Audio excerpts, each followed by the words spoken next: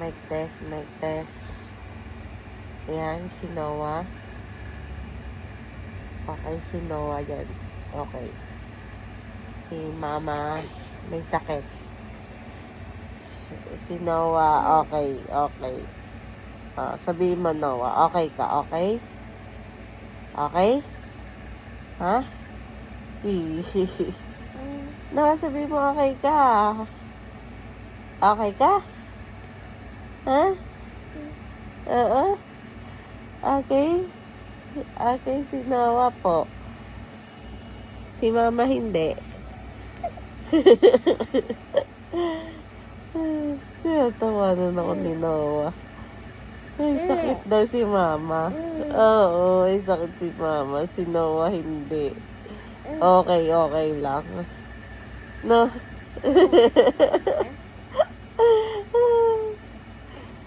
Bali ah. Na? Bali ah. Say, si Mama may sipon ubo. Si Noah magaling.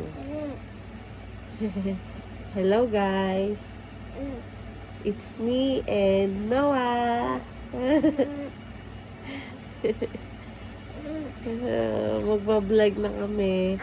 Kasama ang aking 2-year-old. 2-month-old. 2-month-old baby. Oo, si Noah. Bablog na kami. Ngayon guys, wala lang kami lunch break. Wala kaming ginagawa. Ganito lang. Ano lang, usap-usap lang. Tama ba, Noah? Tama ba? Usap-usap lang tayo. Okay.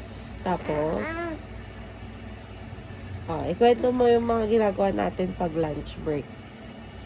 Ha? Oo.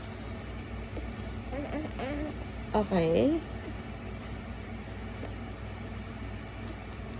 As you can see guys, medyo nahihirapan pa si Noah mag-speak kasi nga 2-month-old pa lang siya.